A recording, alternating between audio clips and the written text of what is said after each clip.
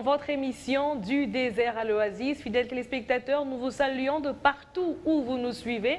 Nous vous souhaitons meilleurs vœux, mais aussi joyeux Noël. Je suis sur ce plateau avec l'évangéliste Léonard Kiswangi. Évangéliste, bonjour.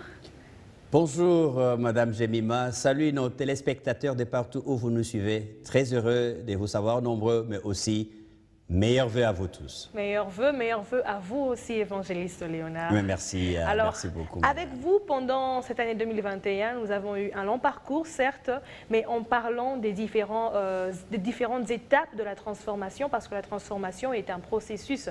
Et parmi ces étapes, nous avons parlé de l'inspiration, de la multiplication, de l'assistance, de la guérison et de l'éducation. Avec la grâce de Dieu, nous avons pu aborder les 3 premières étapes, à savoir inspiration, multiplication et assistance. Et de la part de nos téléspectateurs, nous avons reçu un bon nombre de questions, un bon nombre d'éclaircissements, bien sûr, de recherches d'éclaircissements autour des thèmes particuliers, autour des sujets particuliers.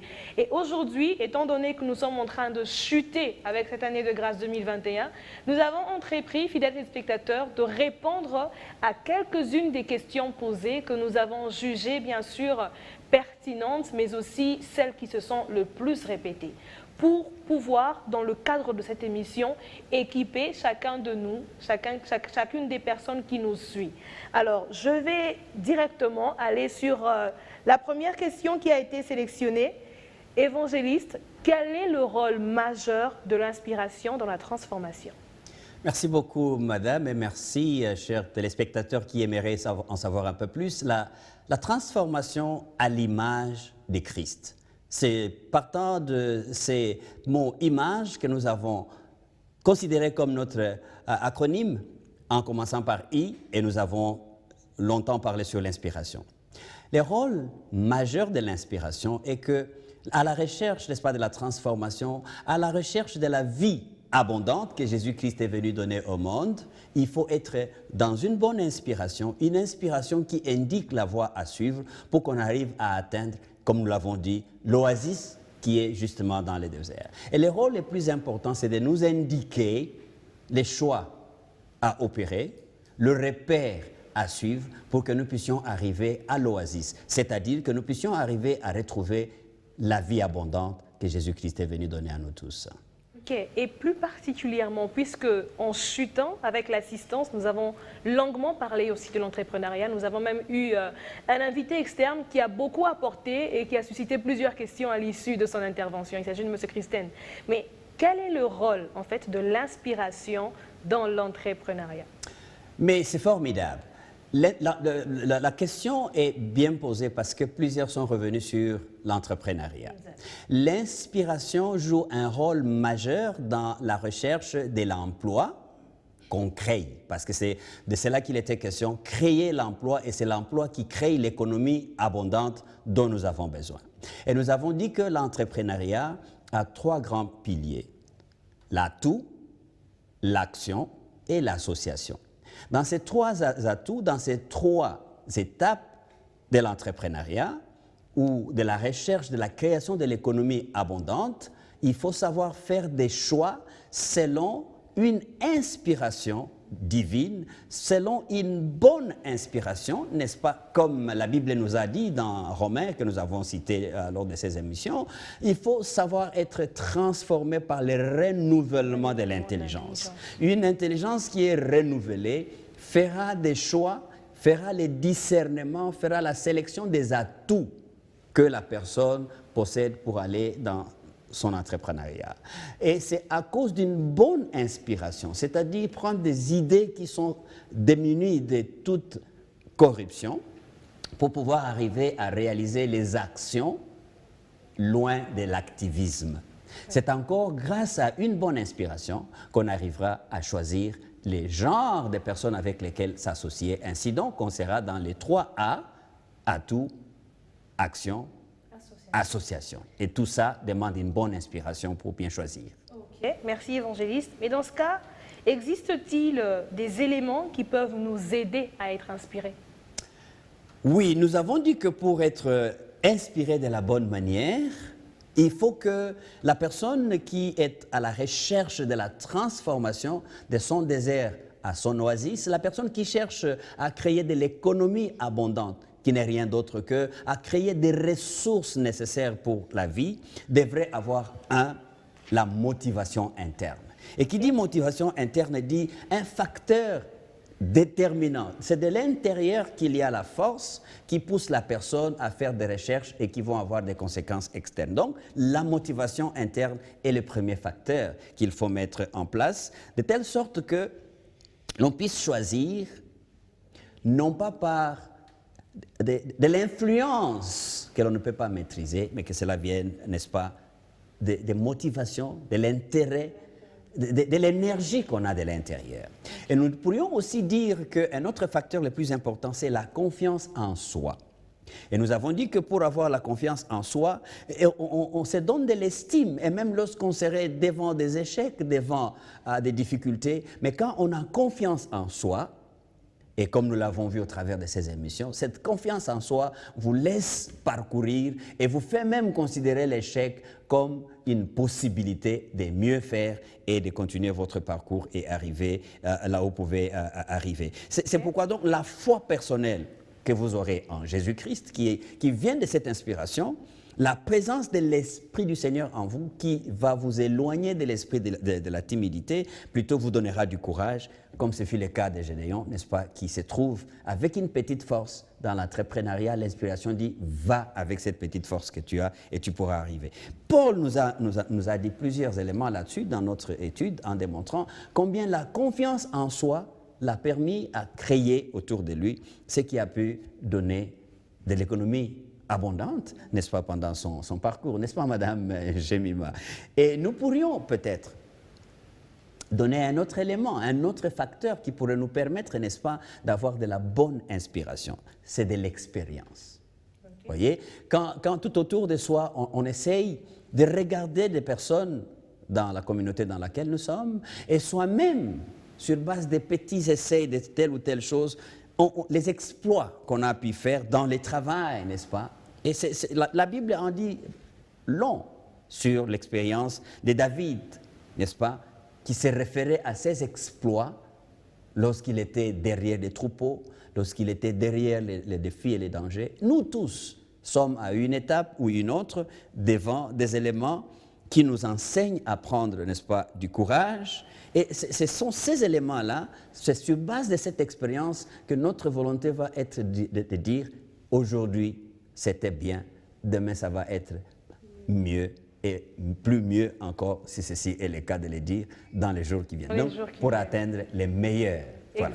Et c'est pourquoi donc, par exemple, un des textes que nous avons lus pendant ces temps était 2 Corinthiens, le chapitre 3, verset 18, qui dit « La transformation est progressive ». Et pour que ça soit progressif, donc il faut se nourrir de son expérience, positive ou négative, parce que toute expérience contribue à cela pour pouvoir aller de mieux à mieux. Toute mais l'objectif nous bâtit. Il faut juste en tirer des bonnes leçons. En tirer des bonnes leçons au bon moment et pour de bonnes intentions. Exact. Voilà un peu. Nous pourrions peut-être ajouter un autre élément, n'est-ce pas, un autre facteur qui vient du bénéfice, n'est-ce pas, de la bonne inspiration. Nous avons dit la sensibilité et la curiosité. La sensibilité et la curiosité nous permettent, la sensibilité, c'est-à-dire qu'on n'est pas indifférent, on n'a pas les bras croisés devant les besoins de la communauté ou ses propres besoins à lui-même.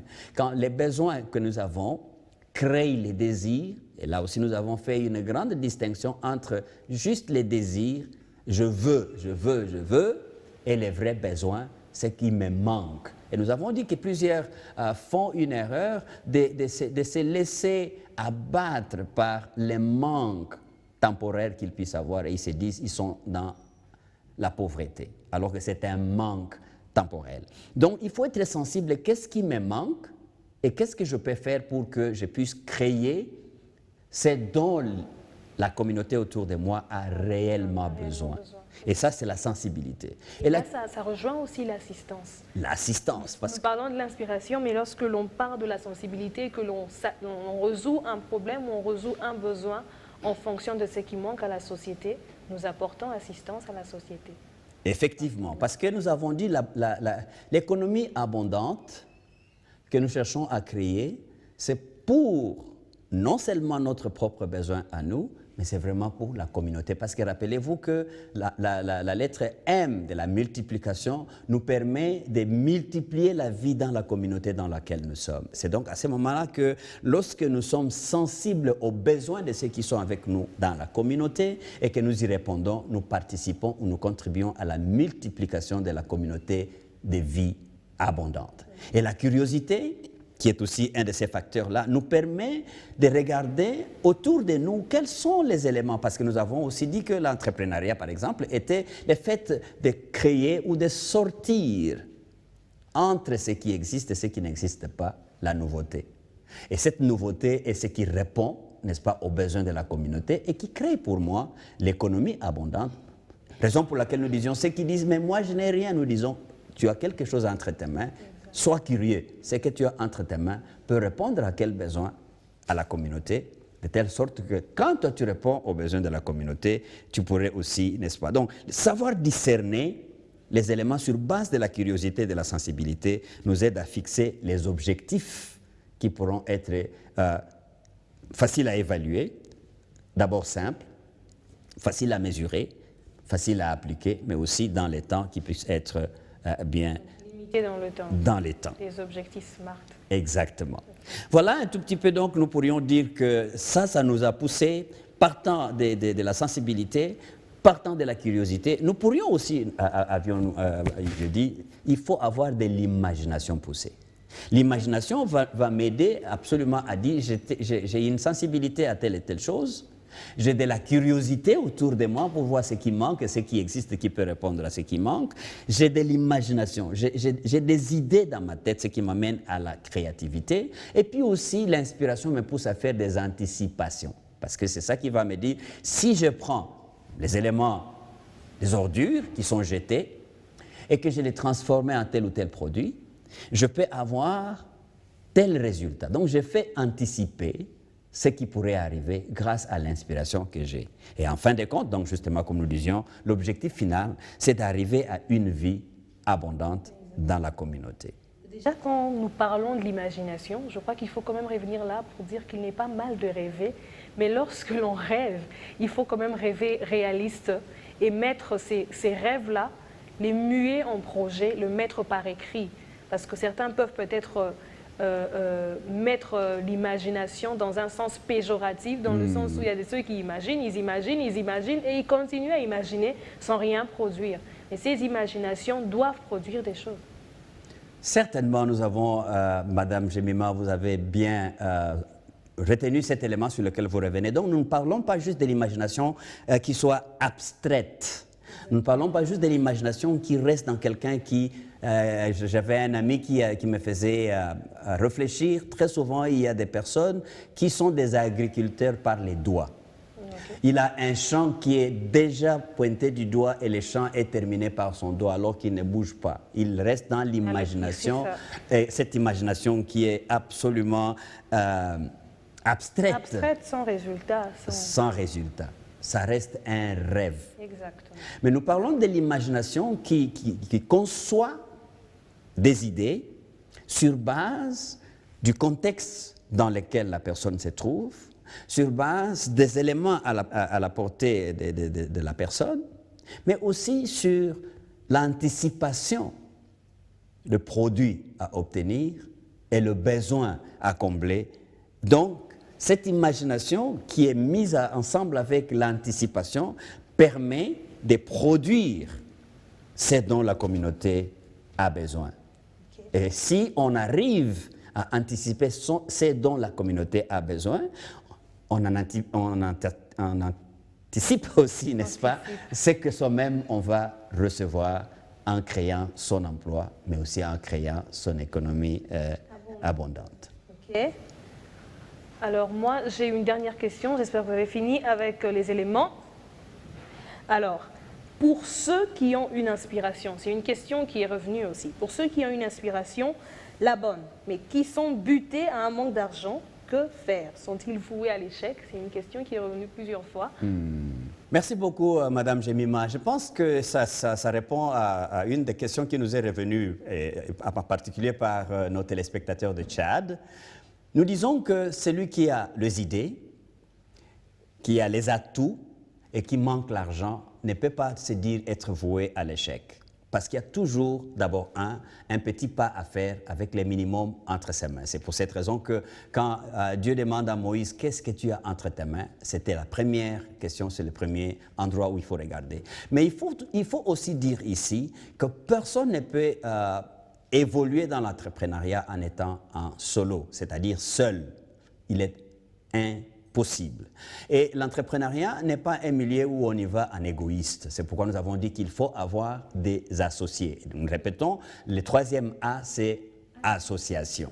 Parce que vous avez les moyens, disons les produits que vous voulez développer et rendre disponibles pour la communauté. Et il y a des gens qui ont de l'argent et qui cherchent à investir dans les bons projets. Et surtout que votre projet aura, comme je me rends compte, été bien inspiré par rapport aux besoins de la communauté. Donc, il y a un besoin d'entrer dans les réseaux. Nous avons longtemps parlé de cette question des réseaux. Et pour entrer dans les réseaux, la bonne façon de faire, ce n'est pas de se plaindre de manque d'argent, mais c'est de garder présent la vision qu'on a et de savoir trouver, d'abord dans son milieu le plus rapproché, des gens qui trouvent de l'intérêt dans les projets que vous avez. Et ceux qui trouvent de l'intérêt dans ce que vous avez, même s'ils n'ont pas l'argent, ils deviennent la première ressource pour vous. Et comme vous nous avez parlé ici, nous devenons une première ressource pour vous. Et nous pouvons vous conduire à quelqu'un d'autre qui a des ressources. Donc, la réponse, pas la réponse simplifiée, mais la réponse simple à cette question, je dis, elle est dans les systèmes des réseaux où on peut s'associer avec les autres. C'est pourquoi nous avons vu Paul dans son ministère d'évangéliste, il a pu s'associer à ceux qui avaient le même intérêt que lui, c'est-à-dire ceux qui faisaient des tentes, et lui s'est associé à eux pour qu'ensemble, ils produisent ce dont il avait besoin, parce qu'au bout du compte, la production devait servir à l'évangélisation et à la communauté tout entière. Donc nous disons ici qu'il est bon d'entrer en contact avec les réseaux, et les réseaux, on les crée avec ceux qui expriment le même intérêt autour de nous, et ceux ici pourront dénicher là où il y a des ressources que nous ne pouvons pas avoir. On ne peut jamais se dire que nous sommes voués à l'échec. On ne peut jamais se dire voués à l'échec. Nous devons continuer à chercher ce réseautage, continuer à mener nos recherches pour avoir aussi des bons contacts. Absolument. Et nous associer avec les bonnes personnes. Merci. Mais vous dites bien des bonnes personnes, des bons contacts, parce que aussi si vous vous vouez entre les mains de méchants, tout le monde. Et c'est alors à ce moment-là que vous pouvez mal tomber et tout peut s'arrêter. Exactement. Mais avec M. Christian, on a appris que même quand on tombe, on peut encore se relever. D'ailleurs, dans l'entrepreneuriat, tomber n'est pas la fin de la chose, mais c'est plutôt une possibilité de reprendre et de reprendre au mieux. Merci, évangéliste. Merci pour les questions. Merci plutôt pour les réponses que vous avez apportées à nos questions. Et donc, fidèles téléspectateurs, nous sommes à la fin de l'émission. Mais si vous avez des questions encore, au-delà des questions que nous avons posées aujourd'hui, n'hésitez pas de nous les envoyer par message, par SMS ou par WhatsApp. Et revisitez également nos émissions sur notre chaîne YouTube, African Enterprise RDC. Vous verrez toutes ces émissions que nous sommes en train de citer aujourd'hui. D'ici, nous vous disons bonne suite de programme sur Beyond Télévision. Merci encore pour la confiance. Merci de continuer à nous suivre. Que Dieu vous bénisse.